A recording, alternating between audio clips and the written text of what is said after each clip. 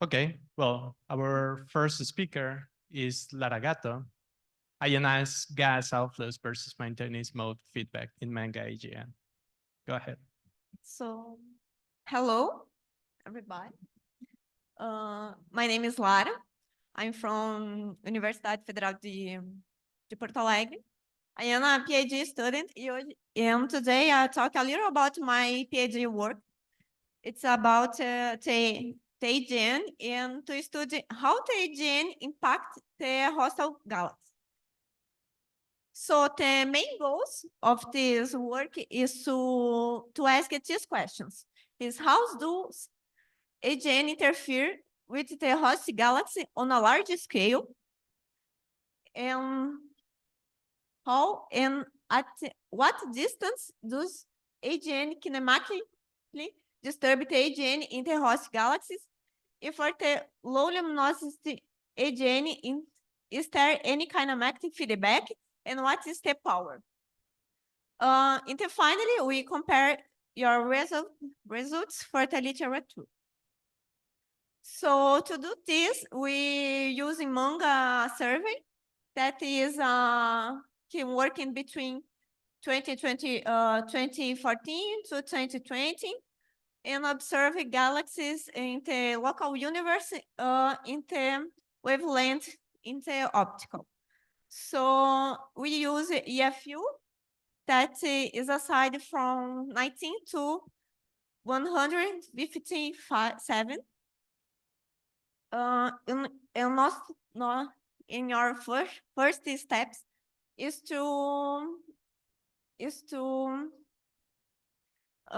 select our sample.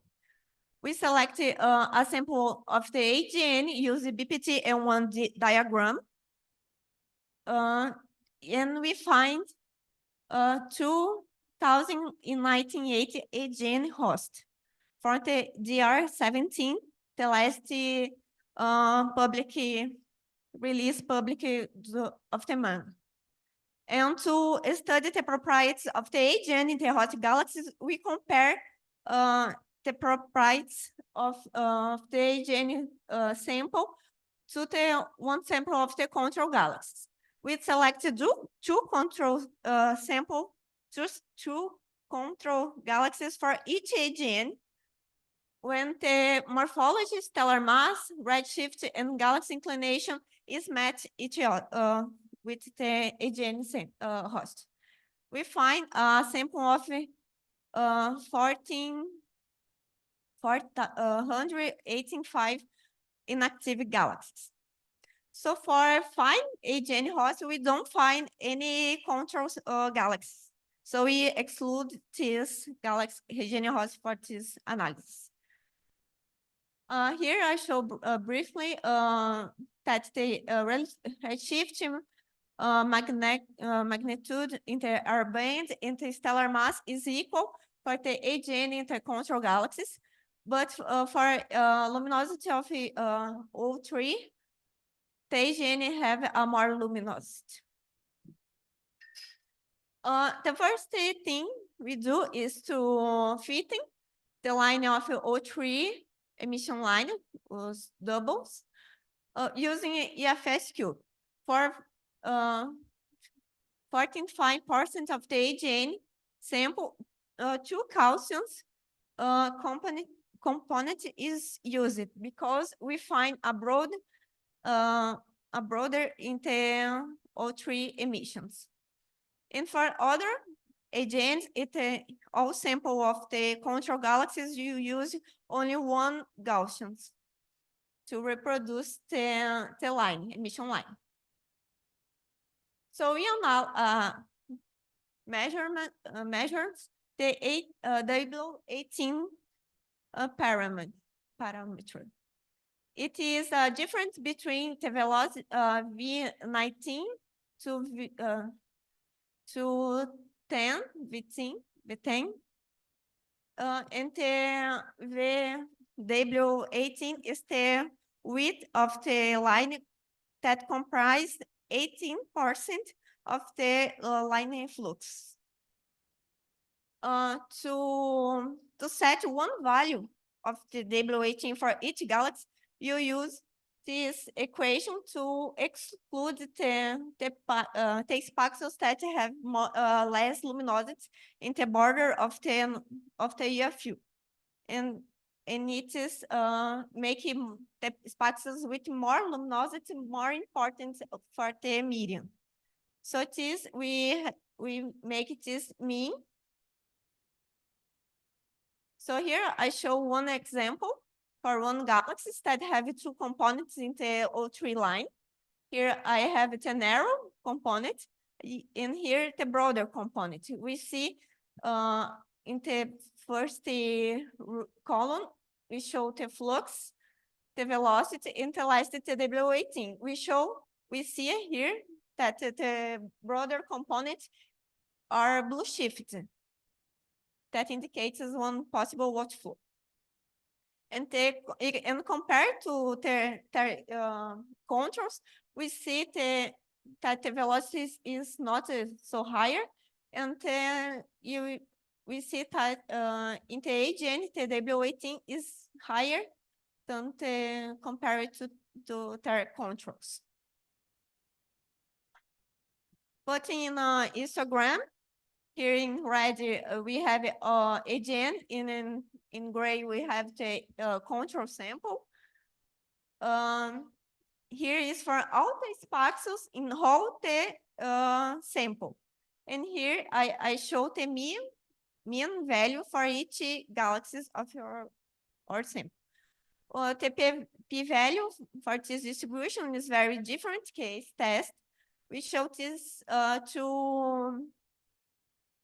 two group of the galaxies have a distribution, different distribution. Compare here in color, we have it in orange is for the narrow component, and in the green is the broader component for the AGNs that have two components. So, and we show and we see that the broader component is much different than the control in gray. Here I show a difference between the AGN and compare with these two controls, and have a mean value of 143 kilometers per second. Briefly here, we find that the W18 value is correlated positively with the luminosity of 18 for not for only the AGN but for the control sample too. This suggests that your control sample is affected, but there is some weak AGN in your control sample because this selected criteria. We define also the region that kinematically disturbed by the AGN using one value of W80 Kurt that is 315. That separates the two distribution. So we define that W18 with values bigger than 3015 is the region is affected by the AGN winds. So we also define the standard narrow line region by that is the ionized region ionized by the AGN. We computed this distance extended. We find that the distance of the KDR is about 5% smaller than the smaller than the extended narrow line region. So we know, we find that the W18 trusts the disturbance of the gas by the AGN. So we asked, this is an outflow, and how much power it is. So we computed, we define, calculated the ionized mass of the ionized gas. You define two ways to obtain the velocity of the outflow using the velocity of the broad components only for the galaxies that have the line with the wind, and the other way is for the 18 value, and calculate the mass outflow rate and power of the outflow. We find these values. I show here in red the values obtained by the velocity of the using the W18, and for the black, the values using the velocity of the broad line component of the line. These values is in the ordering of semi-order, is very close. And here I plotted my results here in red, compare with the literature in the other points. In the first row, I show the mass outflow rate by versus the luminosity of volumetric luminosity, and here I plot with the other studies, and we see that your results it's above here, follow one line.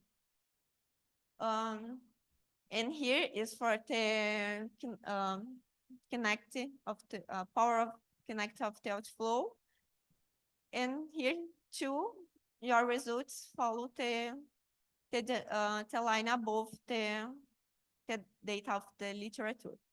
Your AGN is a low luminosity AGN, so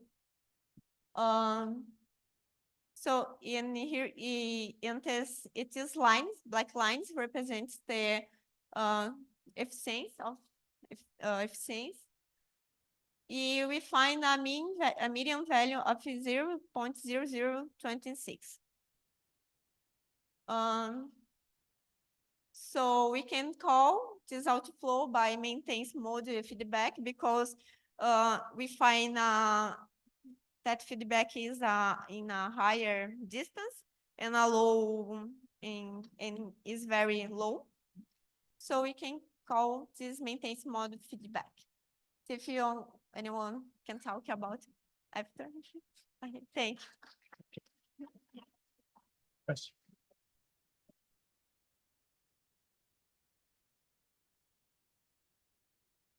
Oi, obrigado pela apresentação. Em algum momento você fala sobre os mapas de velocidade, eu acho. Você pode voltar lá, por favor? Aí. O próximo, isso aí.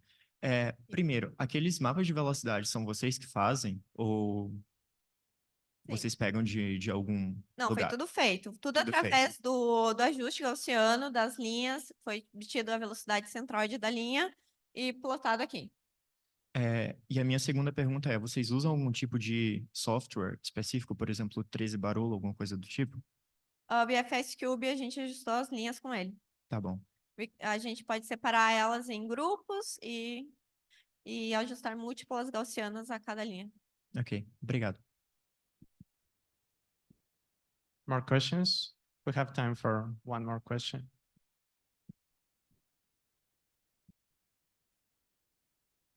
Can I ask something? Sim, yes.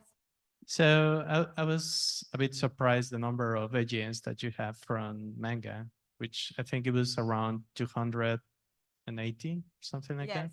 300, almost 300. But I've seen other works that had reported of the order of 100 or even less. For example, the works by Sanchez. So I run with part, but we select the AGN that the line ratios of the line is a safer or linear in the BPT diagram and have a equivalent wind higher than 3 angstroms in the one diagram. So perhaps the others are more strict. Yes. Okay. To exclude the liars or probably the galaxies that have. Okay. Yeah. Well, thank you. Thank you. Let's thank again to the speaker. And the next speaker.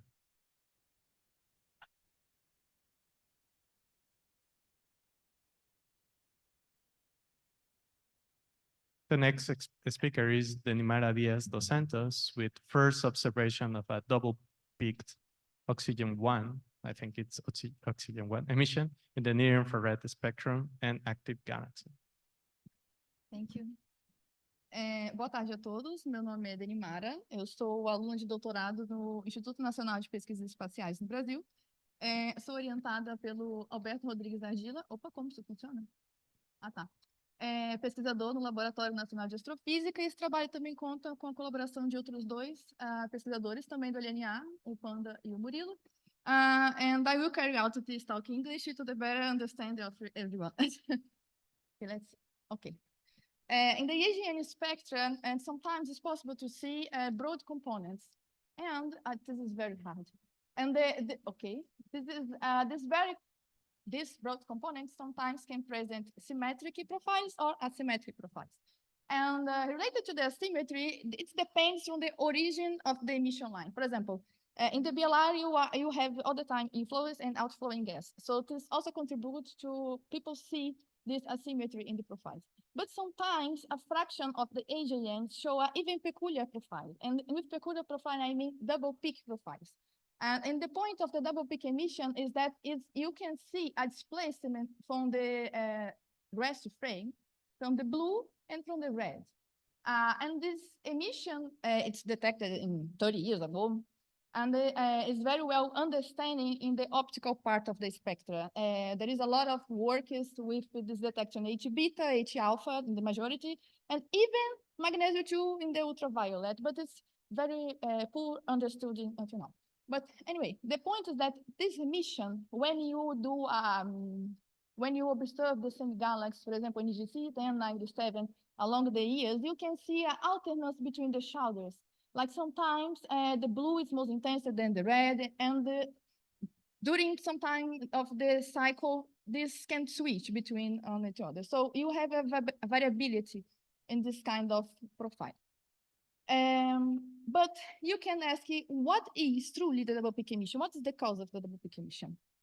As I was saying, the most part is detectable until now in the optical. But the points about the double peak emission that people have been suggested for several works is that this emission came from a part of the BLR that it's in a disk-like structure. It's like the BLR is an extension from the disk accretion. So you have in some AGNs the possibility to see, because you have the right inclination angle on the disk, you have a great radius in this disk accretion, and then you can see the emission that came from the blue part that is coming to the observer, and you have the contribution to the emission that's going far from the observer. So both of them together form these shoulders in the blue and in the red. So this is the physical meaning of the double peak emission. So as far until now, as I said, people detect this in the optical, meaning H-beta line. And this region that came from the H-beta is the internal part of the BLR. So, okay, we know that there is the cloudy BLR, the traditional BLR saying better, and sometimes a fraction of the AGNs can show the inner part of the BLR also in a disk geometry. But with this beautiful detection that recently we observed in TRISWIC 2, we also see the double peak emission in oxygen-1 in the near-infrared. And this is very interesting because this line came from the outer skits of the BLR. So now we can start to think that maybe it's not just the internal part that the BLR, that in a part of the EGNs can be in a disk-like structure, but all the BLR. Like we can have a BLR and the total as an extension from the disk accretion. And the other point of this galaxy is that we saw a simultaneous detection from the oxygen one with Paschen alpha. And Paschen alpha is a very sharp profile, as you can see, different from what people have been observing the optical. It's more smooth profile. So this is another interesting feature. But how we made it? For doing it, we use the Gemini North telescope. That's the telescope that Brazil had access. Using the spectrograph engineers in a cross-dispersion mode, covering 0.8 to 2.4 microns in a very nice way that we can have simultaneous J, H, and key bands. So this is why we have the simultaneous detection. And let me pass. Okay. You can ask, but what this model take account? As I said, it's not a new model. People have been using a lot in the optical. And the DISC model mainly do this in the very simple words do this. You fix it in a frequency in your spectrum, then you integrate the disk along the radius and the azimuthal angle, and then you go to the next frequency. And you do this until you cover all your spectra. So in the total, you have the full profile. But also the disk model takes account some perturbations that can have inside the disk structure. For example, when you have a gas passive for a strong potential gravitational as the supermassive black hole, sometimes you have perturbations in the matter, like spiral arms. And people have been seeing this in, for example, vibration mapping results. So this model also takes account of this. And of course, along the radius of the disk, you have a change in the emissivity. So this model also takes account of that. So as I say, the model is very used in a long time ago, but it's just for, you know what I'm talking about. Great. When we compare the Paschen alpha with the narrow line contribution removal, because it came from a more extended part of the AGN, and now we're here talking about broad profiles. And when you compare that with the oxygen one and gray dashed, of course, you can see that there is a difference between them. Not just because of the fluid maximal, but also because the oxygen one's more boxed profile. And this is because they are originated in a different radius inside the disk. But with our FET, we find the same basic parameters in the disk. So it's very nice because we corroborate that our model is robustic, because sometimes now in the most part of the detections, they are not simultaneous. Okay, great, thank you. Well, but you can ask me, but Denimara, these galaxies have no detection before about indication of this. And yes, indeed, there is in the optical through reverberation mapping. Because when you took just a single spectrum of Trizwicky 2, you cannot see, you can see a very asymmetric profile that I showed in the first slide, but not a clear double peak emission in the optical. But people using reverberation mapping through the RMS spectra, you can see a double peak emission. And they model this result using H-beta line. So here, this is just for the emission in the H-beta. And they say that probability emission came from a cheek inclinated disk, but this is not, it was not proved as far. This is a model based in the reverberation mapping. And with our result, we not just corroborate the result from DHL 2020 by this galaxy, but we also extend, for example, now we have the estimated region for the emission that came from, the Paschen emission line that came from this radio of 16, that's more or less like H-beta, but a little bit far from, that makes sense, it's what's expected. And the oxygen one, even far than Paschen alpha. But also the disk model provides us the huge extension that the BLR in a disk-like form, extension of the disaccretion can have. And this is very nice. Okay, so let me see. Okay, I have to bring. So what our data give to us as indication of possible scenario? We are looking to besides the traditional VLR, that is clouds, that probably are surrounding this disk structure. We have in the middle the disk accretion, as everybody knows. But as extension, not just until H-beta region, but even far, until the outskirts of the BLR, a disk geometry. So this is very interesting because from this model, And now we know how maybe the near infrared now it's becoming more famous, and not just famous, but I mean with this, people now have more access to the data on the near infrared. It is new facilities in the new generation of telescope that historically people have done this in the optical. So with this kind of result, we now can start to think in other AGNs that maybe can have similar properties. And from disk applications from disk model, we can estimate very important parameters. For example, the virial factor. That is a big issue in the AGN black hole mass estimation, because it's a factor that we put everything that we don't know there, but with the inclination in the disk directly obtained by the model, we can start to minimize this kind of issue in the black hole mass estimation. And also because we are inferring things about the geometry that we cannot see. The BLR is so compact that even the JWST, cannot resolve, it's spatially resolved, because this is such compact region, like in a parsec scale. So as much information we can have from this kind of emission line is very important. So in this context, at least for TRISWIC 2, we now can understand better the geometry of the BLR, and to finish after Gemini posted this in the histories in the blog, our work have a really nice repercussion also in our country. So we are very happy. And that's it. Thank you.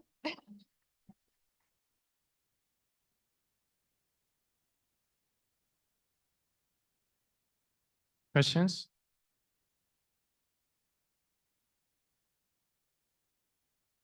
Nice results, actually. So are you thinking in observing other galaxies if you can also measure the disk? Yes, we can. For example, we know some galaxies that have a very prominent disk-like.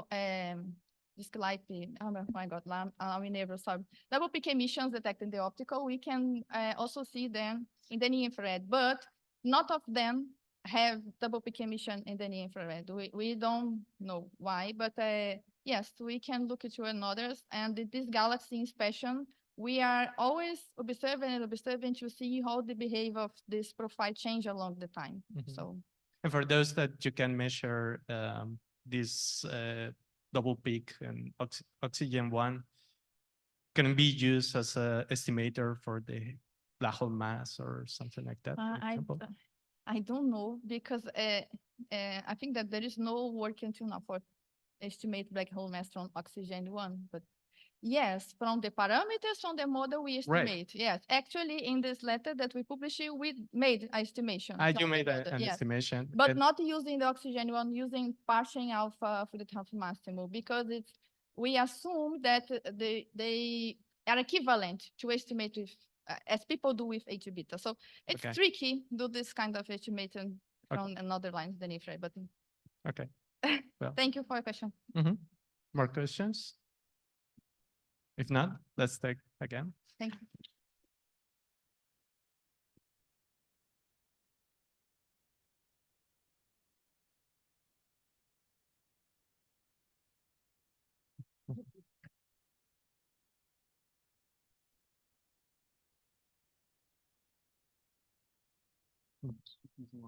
Yes, it's working. Okay, so our next speaker is Pablo Araya Araya. Does the star forming galaxies as tracers of protoclusters, a simulated perspective? Thank you. Hello, everyone. My name is Pablo Araya Araya. I'm a PhD candidate at the University of São Paulo, but today I'm going to present the work that I perform at the Flatiron Institute, in particular the Center for Computational Astrophysics as part of their pre-doctoral program. And yeah, so I'm going to present and test if does the star-forming galaxies actually trace or not protocluster of galaxies. So I'm not talking about AGN, so I'm sorry about that. So just to start with a little introduction, protocluster of galaxies are the progenitors of present-day clusters, as we see in the local universe. Here I'm showing you a cartoon about it. And so as it shows, it's an ensemble of dark matter halos that eventually will merge and form the present-day galaxy clusters. And in comparison with clusters that are enclosed in volumes of about 1.5 megaparsecs, protoclusters occupy very large volumes in the sky instead. So here I'm showing like an estimation of the sizes of the radius of the volume that protoclusters occupy, the wall structure. And we can see that the redshift 2, more or less, we can find that most of the mass of these structures are enclosed in a radius of about 8 megaparsecs, megaparsecs. So they occupy very large areas. So to detect protoclusters, there are many ways, but basically we try to find overdensity of galaxies. At high redshift, you have to make a choice with with the data that you have, and try to select the high redshift galaxies very efficiently. And in this case, is overdensity of H alpha meters. But as we see today morning, we can also do this with Lyman alpha meters, because you need basically 3 filters, 2 broadbands and 1 narrowband, so it's very efficient to select galaxies and very accurate. Another approach is to implement the dropout technique and selecting Lyman break galaxies. This is an example, and actually is the largest sample of protoclusters so far at redshift 4 by selecting G dropouts. We can see the overdensities are actually the protocluster candidates. And on the other hand, when we start with 2 millimeter observations, everything starts with large missions that the main aim is to map the whole sky and to trace the CMB, for example. And these surveys in general, an instrument in general has a low angular resolution of about arcminutes. But at high redshift, 1 arcminute could be of the order of moving megaparsecs, so a very large areas in the sky. So for the point source in those low angular resolution surveys, we can perform an observational follow-up, for example, with APEX or ALMA with higher angular resolution, and we can see that those point sources are actually a concentration of high redshift galaxies. This is a very famous protocluster redshift 4.3, come from the SPT survey. Actually, the 14 sources are enclosed in a very close area of about a radius of 500 kiloparsecs. So why SMGs or 2 millimeter galaxies? Does they start forming? This is the population that we're tracing at high redshift. Because these are massive galaxies. They are at the end of the main sequence, and that's it. I mean, they're massive galaxies, so we expect that these type of galaxies in dense environments, but they're not starburst galaxies. They are forming stars at the same rate as the field, but this is important, but they're massive. But this is still in debate, because some simulation, this is a work of Miller 2015, shows that the overdensity of SMGs, which is the lowest panel here, the overdensity of SMGs do not correlate very well with the overdensity of mass of the dark matter, compared with other type of galaxies that are more common in the high redshift universe, for example, Lyman break galaxies. So we cannot say that the SMGs are exactly good traces of mass overdensities. Maybe this is what the simulation shows. And in some cases, most of the most massive systems do not host any single SMG. So, and some other ones present more overdensities of SMGs. On the other hand, in observations, we can, this is a very recent result of Rosa A. 11 out of 12 bright SMGs are in overdense regions. So it's still in debate this. Okay, so the questions that I want to try to convince you that we answer in this work is, are SMGs common in protocluster regions? Is there an environment of epoch preference of where SMGs take place in these structures? In a simulation context, what mechanisms trigger the SMG submillimeter emission in protoclusters? And I'm not going to talk about this, but it's easy to find an optical counterpart of SMGs, but you can ask me later. I have some other results, but it's not for this presentation. So to try to answer those questions, I use a mock that I construct with the same technique that one of my paper of 2021 mock catalog. So in this case, 36 square degrees. I used the Millennium simulation plus the L Galaxy simulating model, the Enriquez 2015 version. And one particularity of these mocks are that I estimate the magnitudes as processing method using the star formation history of the galaxies. This is just an example of the galaxy distribution in the mocks. So to model the submillimeter emission, I use the simplest and easiest way, is using a scalar relation. Basically, we say that we can derive the submillimeter flux density by just a combination of the main properties of the galaxies. This is an example, this work of Richard Cochrane of this year, that we can fit very well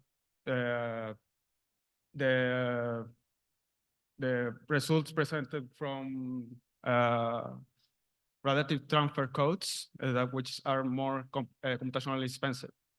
However, as many submillimeter simulating models and cosmological simulation, we underpredict the number counts in the submillimeter, but I'm not proud of it.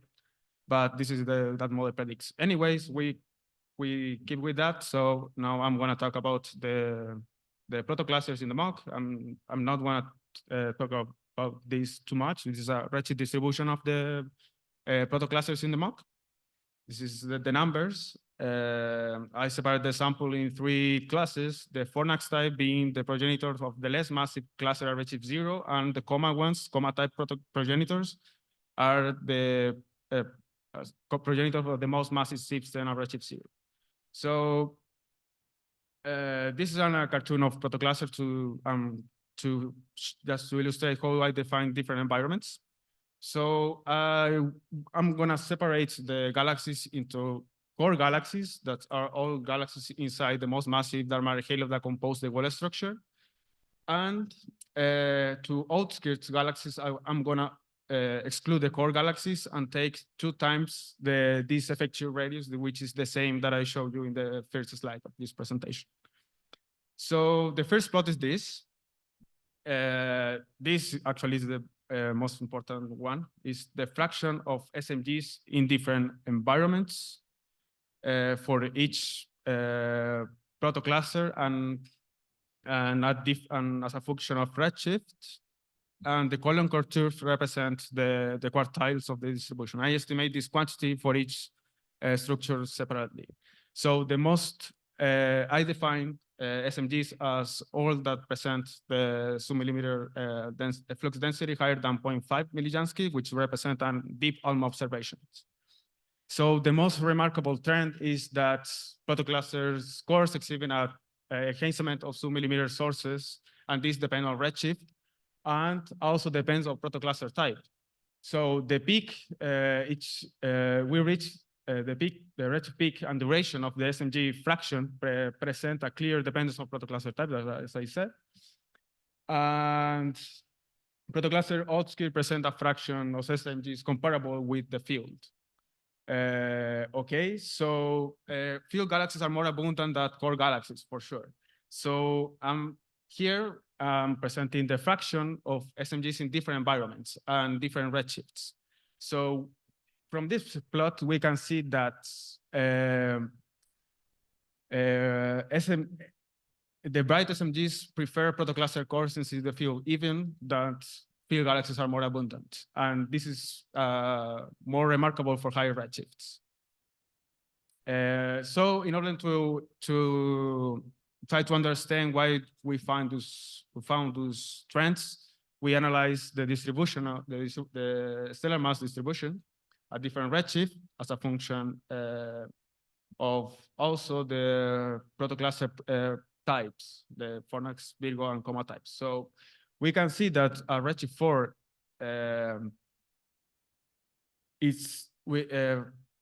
protocluster cores already host very massive galaxies. So this is the already hosts the most massive galaxies, and they are very different compared with the field and the outskirts. On the other hand, if we analyze the star formation rates, this is the difference between the star formation rates for core galaxies compared to the field in the first row for core galaxies, and in the second row for the outskirts galaxies. So as the same, we find the same in trending observations. SMGs in protocluster cores are, as I showed you in the previous slide, are massive, and here I'm showing that are in the main sequence. They're not the suburban galaxies, but since they are massive, they're forming stars at very high rates. So just to conclude and takeaway message, given our simulations and dust emission modeling and submillimeter number counts on the prediction, we can predict that SMGs, mainly the brightest one, are more likely to reside in protocluster cores, which experience a submillimeter phase with a peak and duration that depends on the protocluster type. Protocluster cores host SMGs due to early evolution of these galaxies because, as I show you, at redshift 4, they're already massive, and they're below at the massive end of the massive end of the field main sequence. There are main sequence galaxies, and this is actually a direct consequence of downsizing. So, obrigados, gracias, y thanks.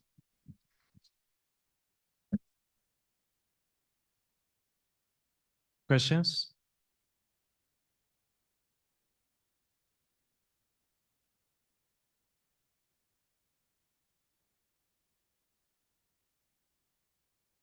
Very interesting results. Two questions. One, if there is some idea why submillimetric galaxies are more expected in protoclusters, and the second, if you can follow the evolution of them and to say what galaxies are the descendants of these submillimetric galaxies. Yeah. I mean, can you repeat again the first question, please? Yeah, the first question is if you have an idea of why submillimetric galaxies are more common in protoclusters, why they are why they form in protoclusters.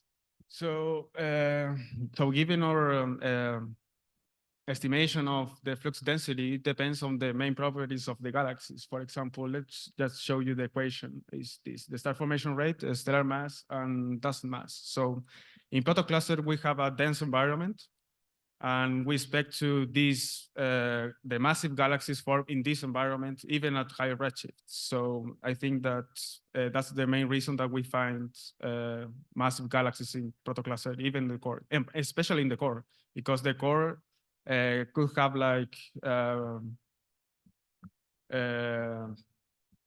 could reach in some cases the 10 to the 14 solar masses, even in some cases a redshift 2 or below. So a redshift 4, I expect that to have masses of about 10 to the 12.5 and 10 to the 13, something like that. So there are massive halos, so we expect massive galaxies with higher stellar masses. And the second one was about the descendants, right? So something that I checked is in this plot. So most of the submillimeter emission comes in the cores, which are the central galaxies. But then since they are forming a star pair with higher rates, they quench very fast too. So they are the quiescent galaxies in today's cluster, I think. But I have to take a look more carefully about it. More questions?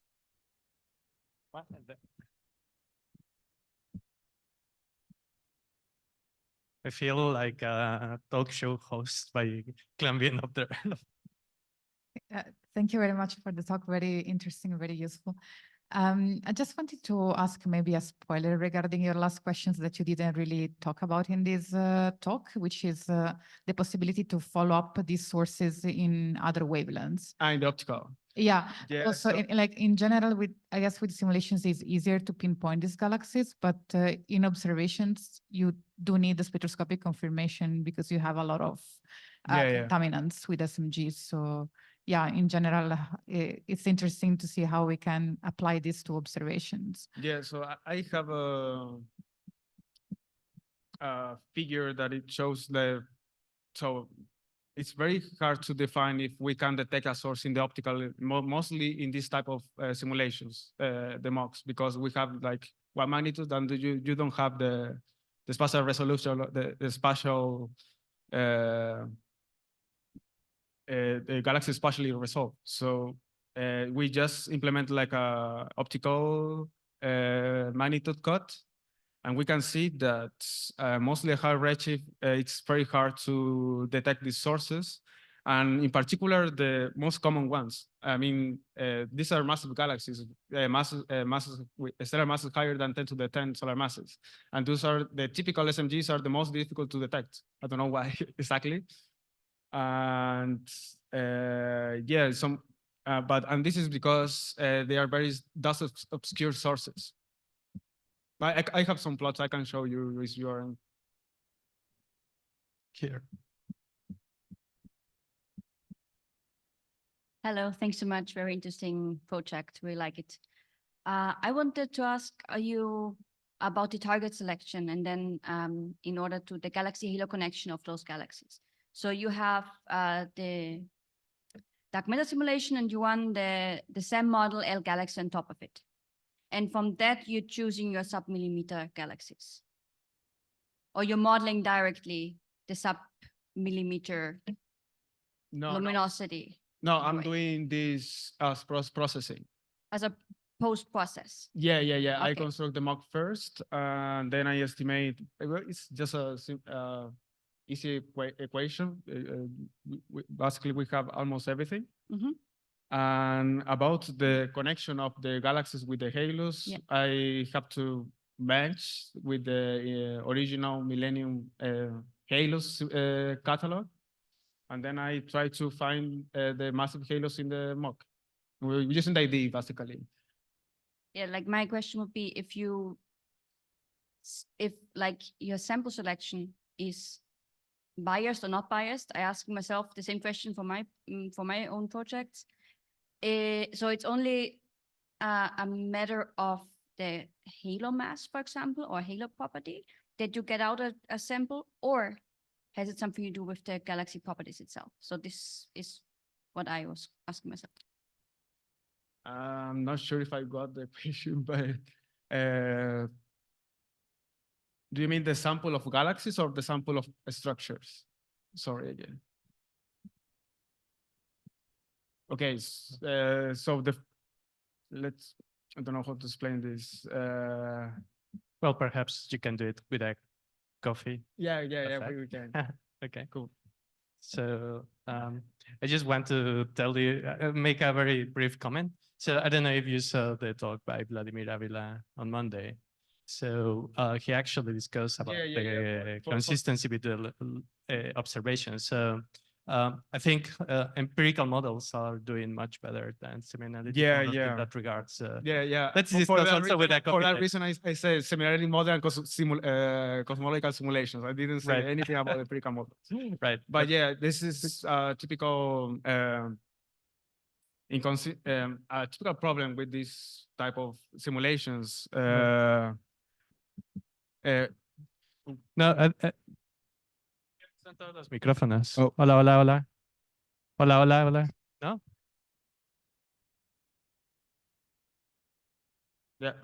Yeah. No, for example, there are some models that can actually predict the number counts. However, they cannot predict the red fraction as a function of a stellar mass of higher redshift. So let's discuss about that later. Okay, good. Yeah, let's thank again to our speaker. And we will move to the next speaker.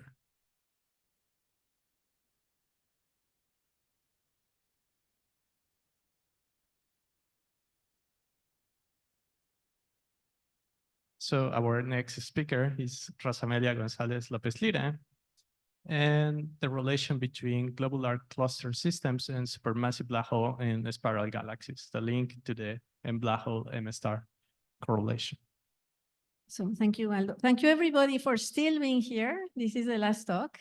I also want to thank the organizers for giving me the last slot. I'm sure it was para cerrar con broche de oro, to put icing on the cake and a cherry on top. Thank you so much to everybody. So this is work in progress. Several of my collaborators, well, I have collaborators all over the world, especially in Mexico, Chile, and Brazil, and some of them are here or were here at some point. So it's been known for a couple of decades or a bit more that black holes have correlations with their host galaxies. One of the most famous is this one, black hole mass against velocity dispersion, stellar velocity dispersion in the bulge. But there were also before that, the one between black hole mass and luminosity of the bulge. So even in those early times, the Milky Way, this dot, was more or less in the correlation with velocity dispersion, but was very bad in the correlation with bulge luminosity. But it is, of course, very difficult to measure the luminosity of the bulge of the Milky Way if we are inside.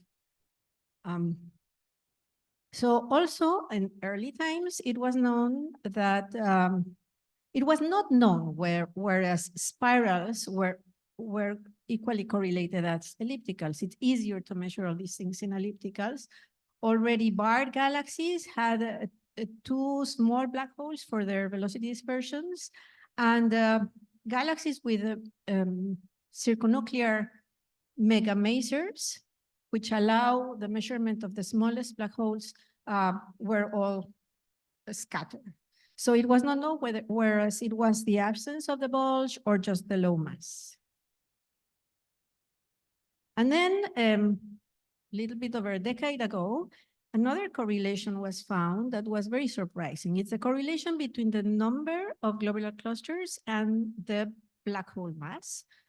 So in this plot, the red dots are the ellipticals, the green dots are lenticulars, and the blue ones are the spirals. There were only 4 of them. And the line is the correlation for the elliptical. So we can see several things here. The slope is 1. The correlation spans 3 orders of magnitude. It is extremely tight. The Milky Way does not follow the correlation, but it was especially surprising that there's a 10 orders of magnitude difference in the spatial scales.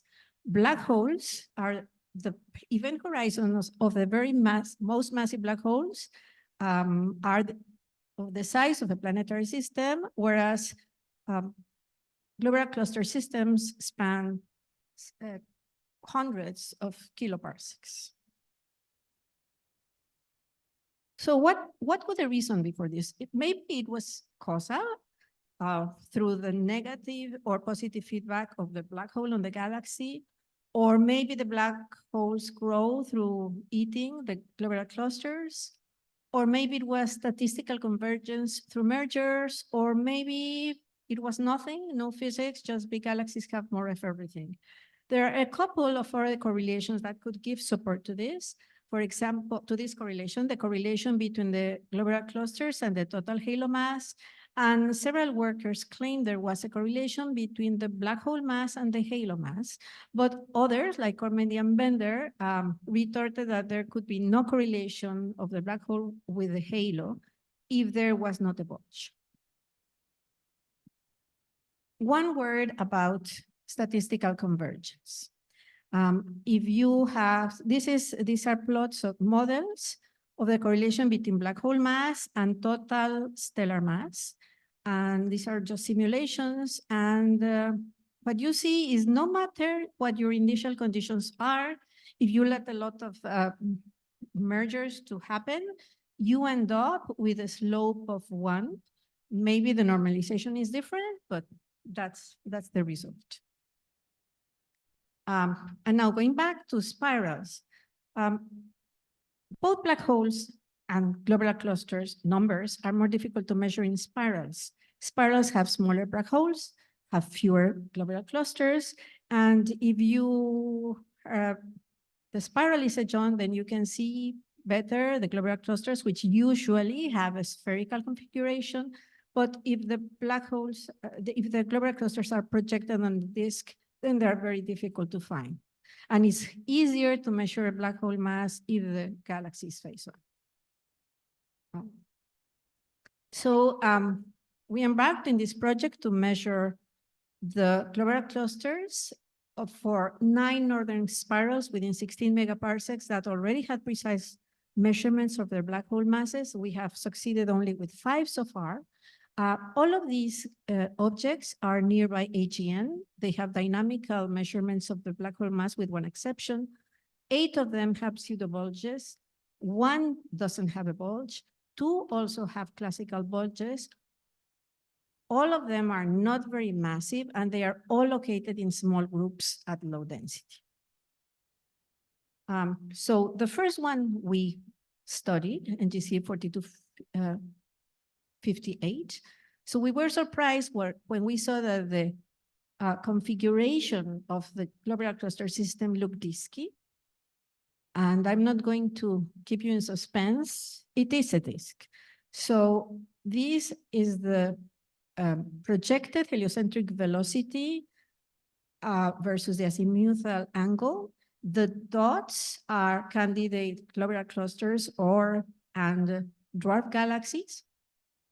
The gray is the H1, and the other lines are fits. But the result is that the GCs, the globular clusters, are in a disk that rotates in phase and almost as fast as the H1 disk. So this may have formed in situ to be primordial, and likely there have been very few mergers in the history of this galaxy. So once we had that galaxy, it's this one. So it falls on the correlation of the ellipticals. It's still, the Milky Way is still here, of course. And then in the meantime, there was this other galaxy that's not very massive that apparently was also on the correlation.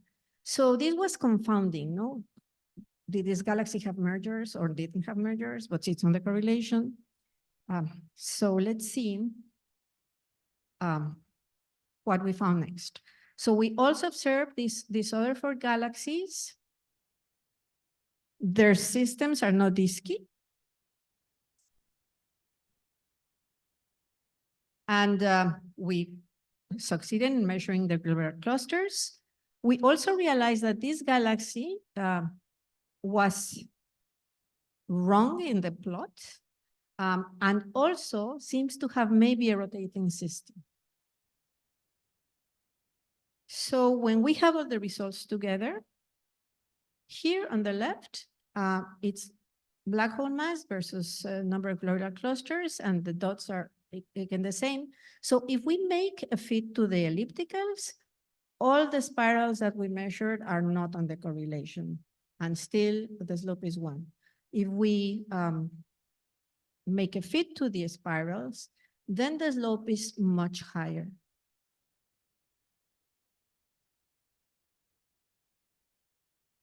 So now I want to show you very quickly, this is number of globular clusters versus K luminosity, which is a proxy for mass. And as you can see, these globular clusters don't give a fig about the Hubble type, no? All of these look the same, and you only see a different range of mass for different Hubble types. And these are our galaxies. And what I want to show here is that maybe you could have more globular clusters, which would make the fit worse, but it would be hard to have fewer ones because they are already at the lower limit.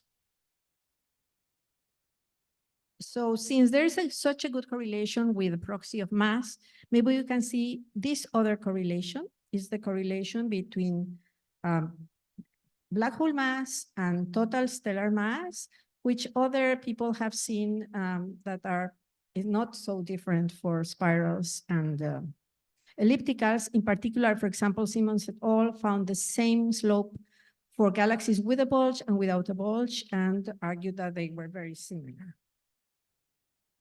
So making use of this same relation, putting a different axis is the total mass of the globular cluster system versus total stellar mass. It's a two-slope, it's a broken parallel that breaks exactly where galaxies in the local universe leave the star-forming main sequence. So maybe we can go from globular clusters to stellar mass. And then if we do that, now the ellipticals and the spirals look quite similar. And they also look similar to these other results. And if we fit them together, then we find an extremely good fit with a slope more than 1, with a very small dispersion. And we could argue that spirals and ellipticals evolve similarly. So these are my summary. We have doubled the sample of spirals with these measurements. All of these spirals do not have a lot of mergers. If you just look at the black hole mass versus globular cluster plane, then you can conclude that mergers are important for ellipticals and the spirals are not on the correlation. But if you look at the black hole mass versus stellar mass parameter space, then they are very similar objects. And you could argue that black holes and galaxies co-evolve through calm accretion, AGN feedback, and other secular process. Mergers may be important to form bulges and establish two-slope correlation between the number of globular clusters and the stellar mass. So I think that more work is needed on late-type galaxies to understand what these correlations tell us about galaxy-black hole coevolution, especially probably looking at the relative contributions of merging and feedback as a function of stellar mass. Thank you.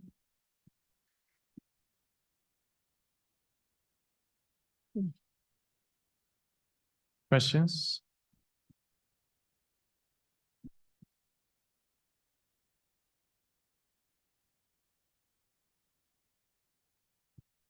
Thank you for the talk.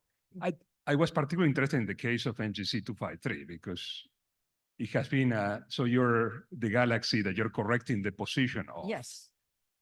Because it has been a long-standing problem there. What is the black hole in 253? We don't have much, but we have no evidence for a black hole as far as I can tell.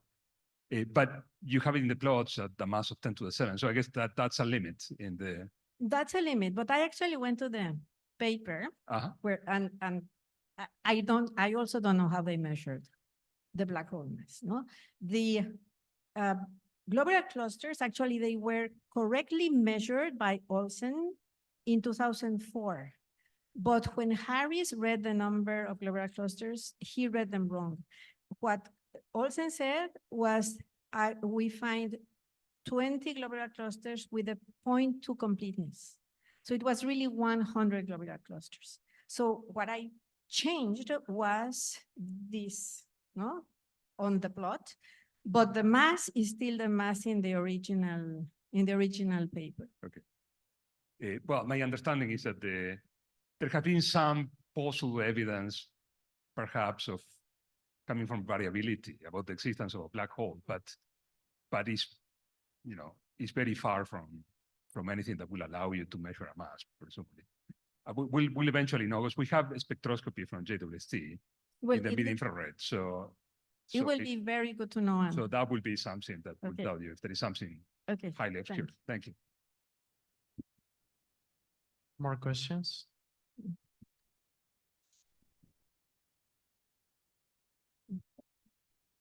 Rosa, I should know this, but have we ever done the plot split by metallicities of the globular cluster system?